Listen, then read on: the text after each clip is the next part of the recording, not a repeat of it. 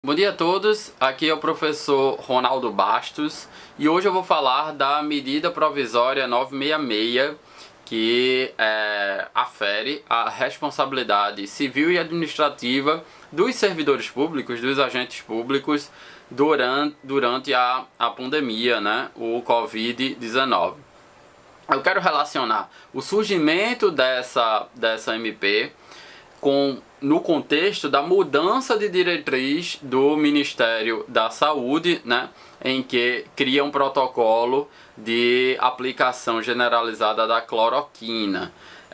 E também quero relacionar, isso tudo está sendo muito abordado, a cloroquina está sendo muito abordado pela imprensa, né? Eu quero relacionar uma coisa que está sendo pouco abordada, que é uma questão orçamentária.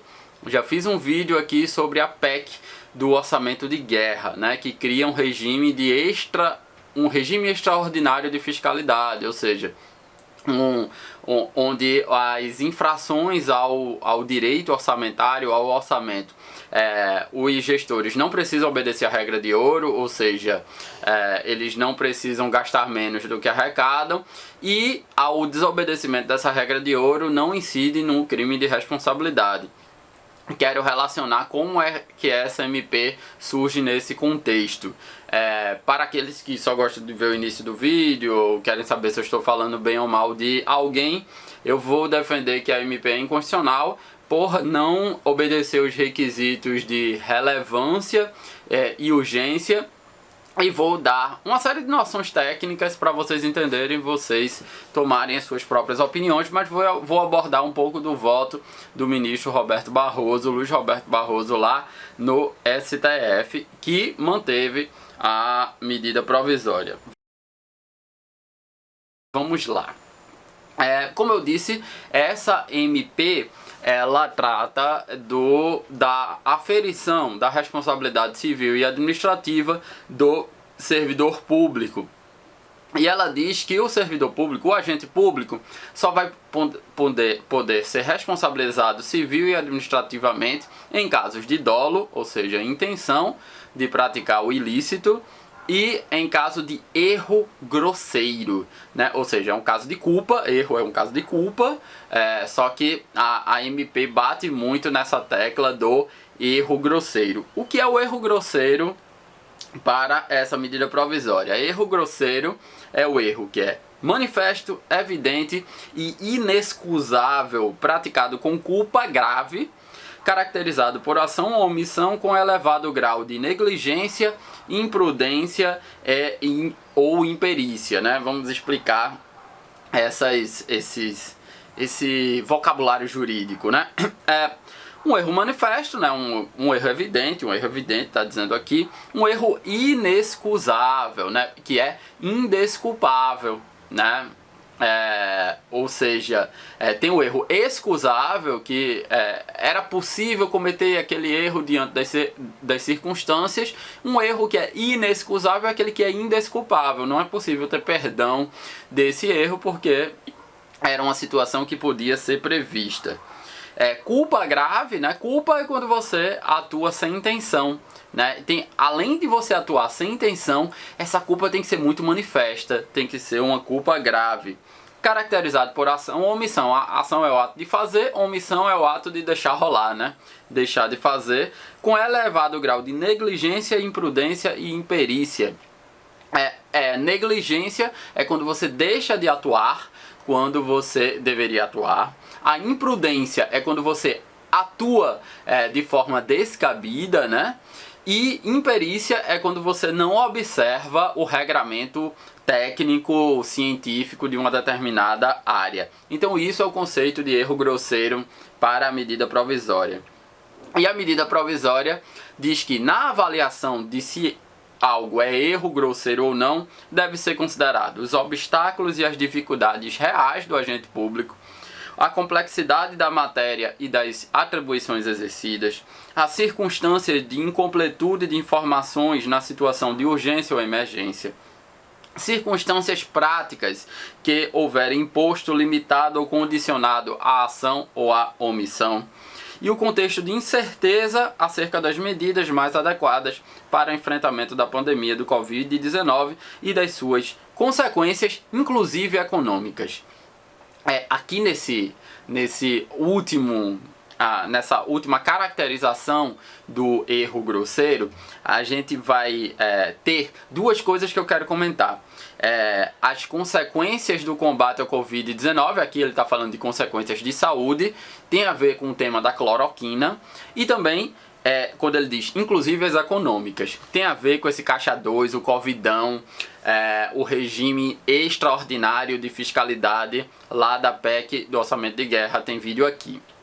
Então vamos começar. Para a gente entender essa MP, entender do ponto de vista técnico, a gente tem que saber primeiramente como é que se afere a responsabilidade civil do Estado. O que é que a gente sabe pela doutrina do direito administrativo? Primeira coisa que você deve saber é que a gente vigora no direito administrativo, em matéria de responsabilidade, a chamada teoria do órgão. O que é a teoria do órgão?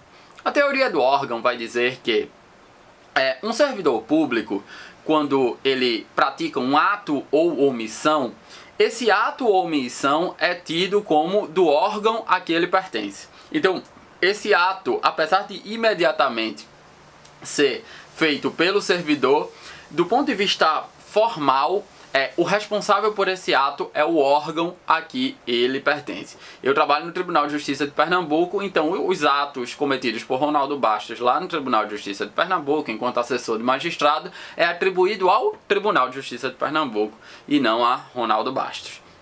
Para que isso, né? Isso serve para facilitar, para proteger o servidor, para o servidor conseguir ter um arcabouço jurídico em que ele não fique com medo de praticar determinados atos, e para facilitar a vida do consumidor que foi prejudicado, do cidadão que foi prejudicado. Que ele não vai precisar demandar, ele não vai precisar ajuizar uma ação contra esse servidor, saber o endereço desse servidor, não. Ele vai ajuizar uma ação contra o Estado. E o Estado, se quiser responsabilizar esse servidor, ele vai entrar com o que a gente chama de ação regressiva contra esse servidor. Qual é a diferenciação aqui que a gente precisa entender? A responsabilidade do servidor é sempre subjetiva, porque tem que se aferir se esse servidor, se esse agente público cometeu aquele ato com dolo ou com culpa. Já a responsabilidade do Estado é objetiva. O que é isso? É uma responsabilidade que não tem que se aferir se o Estado quis ou não praticar aquele ato. Só tem que se caracterizar o fato, ou seja, o ato do Estado, o resultado e o nexo de causalidade entre o ato e o resultado. Tem um policial militar e ele está na perseguição de um bandido, e ele vai dar um tiro nesse bandido. Só que ele não acerta o bandido, acerta o pai de família que estava lá brincando com sua criança no parque. Veja que, para fins de indenização, como a responsabilidade do Estado é objetiva, para fins de indenização, basta que o particular, ou seja, a esposa desse pai que morreu, por exemplo, ela ajuize uma ação contra o Estado. Basta que ela prove o ato, ou seja, o tiro deflagrado no meio da via pública, prove o resultado, ou seja, o cara morreu, e prove o nexo de causalidade. Ele morreu porque ele levou um tiro de uma ação de um agente público, ou seja, de uma ação estatal. Ele não precisa provar se o Estado tinha intenção ou não, né? Quando houver a ação regressiva, vai ter que ser analisada as circunstâncias em que esse policial deu esse tiro, né? Mas isso não cabe ao particular fazer, é uma relação entre o Estado e o agente público. Então, essa é a configuração da responsabilidade civil do Estado e do agente público. Ou seja, já há dentro da doutrina do direito administrativo, já há dentro da legislação a ideia de que o agente público, ele não responde diretamente a um ato por ele praticado, o evento morte que ele causou. Um médico que trabalha num hospital público e que ele causou o evento morte. O fato dele causar o evento morte em um paciente que lá chegou, não quer dizer que ele vai ser responsabilizado, porque tem que aferir se ele teve dolo ou se ele teve culpa nas modalidades imprudência, negligência ou imperícia. E aí vem o presidente Bolsonaro e a gente começa a falar da medida provisória. O presidente Bolsonaro, ele edita essa medida provisória. Para a gente entender se essa medida provisória ela é constitucional ou não, a gente tem que entender algumas coisas previstas lá no artigo 62 da nossa Constituição. O artigo 62 da nossa Constituição vai estabelecer dois requisitos para a medida provisória. Vai dizer que essa medida provisória tem que ser relevante e tem que ser urgente.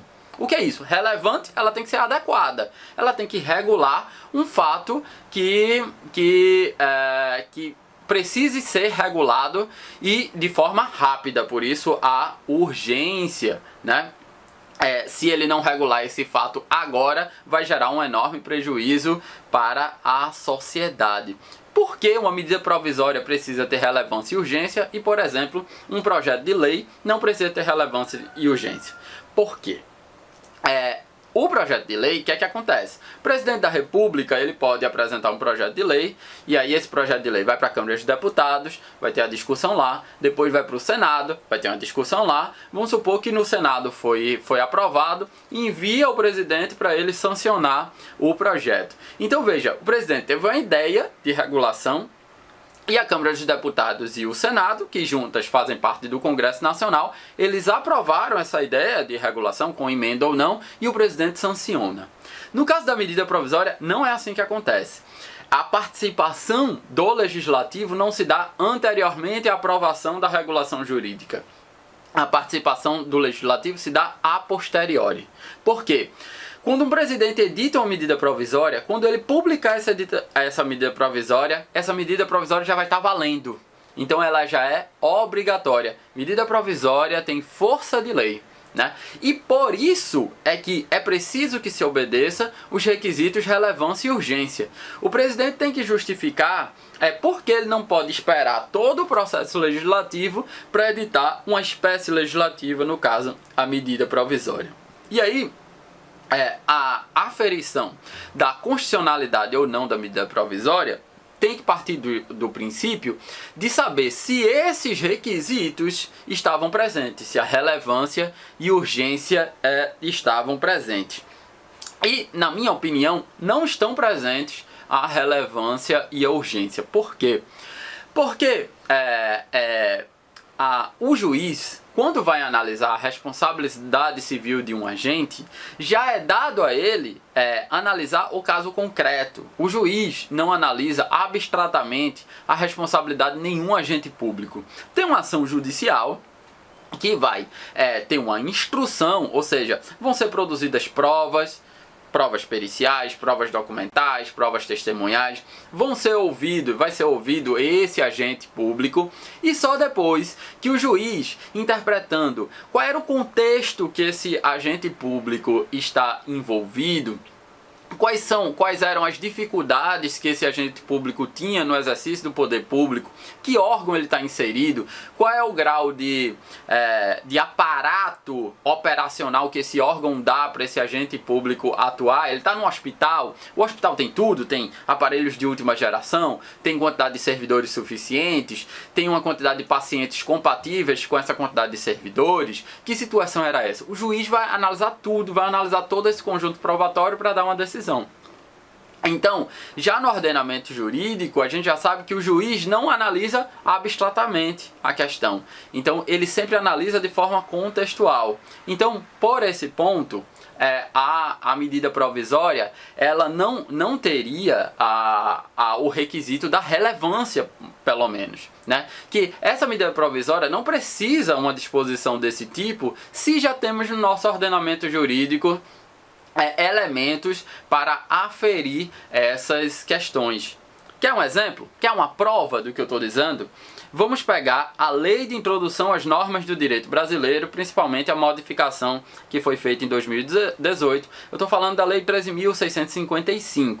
Ela estabelece o seguinte em um dos artigos: na fiscalização judicial de atos, serão levadas em conta as reais dificuldades que o gestor público teve que enfrentar para executar e editar esses atos. Não estou dizendo a vocês que já tem uma legislação sobre isso e logo essa medida provisória ela pecaria nos requisitos da relevância e urgência, aí você ainda está duvidando de mim. Aí eu vou falar de um decreto, o decreto 9.830 de 2019, editado pelo próprio presidente Jair Bolsonaro. O que é que ele diz aqui? No capítulo 4 desse decreto, que fala da responsabilização do agente público, artigo 12, vamos lá. O agente público somente poderá ser responsabilizado por suas decisões ou opiniões técnicas se agir ou se omitir com dolo, direto ou eventual, ou cometer erro grosseiro no desempenho de suas funções. Não é isso que diz a medida provisória? Erro grosseiro? Veja o que esse decreto no parágrafo 1º diz, a definição de erro grosseiro. Considera-se erro grosseiro aquele manifesto, evidente e inexcusável, praticado com culpa grave, caracterizado por ação ou omissão com elevado grau de negligência, imprudência ou imperícia. Mesmo texto da medida provisória. Parágrafo 2º. Não será considerado dolo ou erro grosseiro do agente público se não restar comprovada nos autos do processo de responsabilização situação ou circunstância fática capaz de caracterizar o dolo ou o erro grosseiro. O que é que faz a medida provisória? Ela vai traçar uma série de circunstâncias que não irá caracterizar o erro, ou o dolo ou o erro grosseiro. Então, a medida provisória ela faz mais do mesmo. Ela trabalha, ela dispõe sobre situações que já estão abarcadas no ordenamento jurídico, logo ela não seria nem relevante, nem seria urgente, né?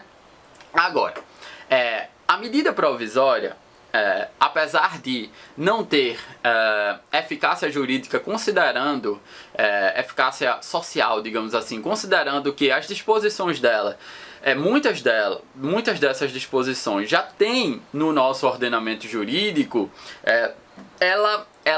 quando ela vem nesse contexto, uma medida provisória que o nosso ordenamento jurídico já abarca o seu conteúdo, quando ela vem nesse contexto de que um presidente que está batendo de frente com o que os cientistas dizem, está batendo de frente com ex-ministros da saúde que disseram que vão seguir a ciência e que a ciência está pedindo isolamento social, a ciência está com sérias dúvidas sobre a eficácia desse medicamento cloroquina, em que os médicos podem utilizar, mas tem que obedecer uma série de circunstâncias, porque ele tem uma série de efeitos colaterais.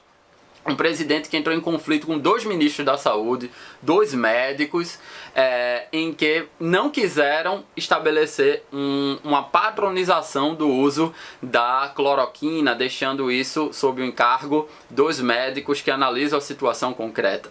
Nesse contexto, quando vem um MP cujo objetivo é aferir a responsabilidade desses agentes públicos, inclusive a responsabilidade pelos danos econômicos provenientes da Covid-19, então a gente cresce os olhos, né? Cresce os olhos. A comunidade jurídica, de uma forma geral, meio que se espantou com essa medida provisória. E ela está certa e errada ao mesmo tempo.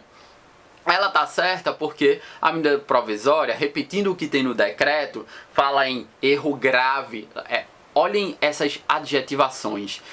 A culpa tem que ser grave, tem que ser um erro elevado. A medida provisória trata de adjetivações que, em geral, adjetivações não estão presentes em normas jurídicas. Por quê? Porque quanto mais adjetivo você utiliza em um determinado sistema técnico, menos técnico são essas questões, porque adjetivos a gente usa para caracterizar algo, então a gente amplia algo, a gente diminui o substantivo, né, que está sendo caracterizado. Então é de muita preocupação que surja uma medida provisória falando mais do mesmo, falando de irresponsabilidade do servidor público num momento em que a gente está no Covid-19, né? No combate ao Covid-19 e principalmente no momento eu já falei isso em vídeos anteriores, em que pode estar surgindo um amplo caixa 2 por parte de agentes públicos que estão supervalorizando a compra de produtos. Várias compras milionárias estão sendo feitas sem licitação, ou seja, tecnicamente a gente chama isso de inexigibilidade de licitação. Alguns estão sendo feitos com dispensa de licitação. Alguns produtos estão sendo supervalorizados na escala de 5 a 6 vezes o seu valor de mercado. Então, é nesse contexto onde se edita uma medida provisória, repito, que é mais do mesmo, só que e fica, além da medida provisória, se bate muito na tecla de que os servidores públicos não vão poder ser responsáveis por suas decisões, porque é um momento de muita incerteza. Você pode até discutir as incertezas do ponto de vista médico, mas do ponto de vista orçamentário, a gente sabe muito bem o que se está falando, o que se está tratando nessa medida provisória, o que o governo está querendo nessa medida provisória. O poder público está querendo se escusar das responsabilidades e, aproveitando esse regime extraordinário de fiscalidade, está querendo cometer ilicitudes. E quando eu falo poder público, eu não estou falando apenas poder executivo, estou falando poder público de modo geral.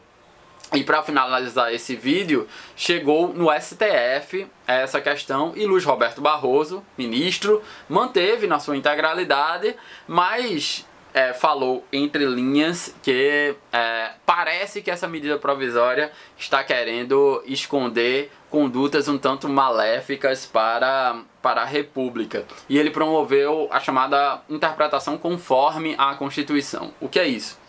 Se mantém o texto normativo de uma medida provisória, de uma lei, nesse caso a medida provisória, mas diz qual é a interpretação que deve ter essa lei ou essa medida provisória. E Luiz Roberto Barroso diz que não se pode, disse na sua decisão, no seu voto, não se pode incluir na noção de erro grosseiro determinações médicas que sejam contrárias ao consenso científico, que sejam contrárias à ciência. Então, por exemplo, o que é que ele está querendo dizer entre linhas? Ele está querendo dizer, se a ciência diz que não pode ter uma padronização do uso da cloroquina porque não há evidências sobre isso, ou seja, não é todo mundo que tem o Covid-19 que vai ser possível tomar cloroquina, já que essa cloroquina tem efeitos colaterais, gera, por exemplo, arritmia cardíaca. Então, se tem um problema, se tem uma pessoa com problema no coração, ela não pode tomar, em tese, cloroquina. Então, isso não vai ser enquadrado como erro grosseiro, né? Isso vai ser enquadrado ou como culpa e como toda culpa, ela é punível na legislação, ou pode ser enquadrado inclusive como dolo eventual. E o ministro ainda fala na sua decisão do princípio da precaução, que é um princípio que surgiu inicialmente no direito ambiental, que fala que quando não temos certezas dos impactos das ações para o meio ambiente, devemos nos valer da precaução, devemos nos abster de exercer esses atos, adaptando para a tutela da saúde. Se não temos certeza sobre impactos de determinado medicamento, devemos nos abster de usar esse medicamento. É claro que nós sabemos que os médicos podem usar a cloroquina de acordo com o seu entendimento. O que não pode o que o Barroso está querendo dizer é que se a ciência tem dúvidas sobre o uso padronizado da cloroquina, ou seja, se o sujeito tem Covid-19, vem o Ministério da Saúde e diz, com Covid-19 vai ser usado, se a ciência tem sérias dúvidas sobre essa disposição, pelo princípio da precaução, o governo não deveria fazer isso. E o que é que o Ministério da Saúde fez? Fez isso. Promoveu uma espécie de padronização, ainda que para casos leves de Covid-19. Então, essas questões vão ter extrapolações, né? Vão ter decorrências e eu devo acompanhar por aqui. Bom, espero que vocês tenham gostado. Digam aí nos comentários se você chegou até o final. Até uma próxima.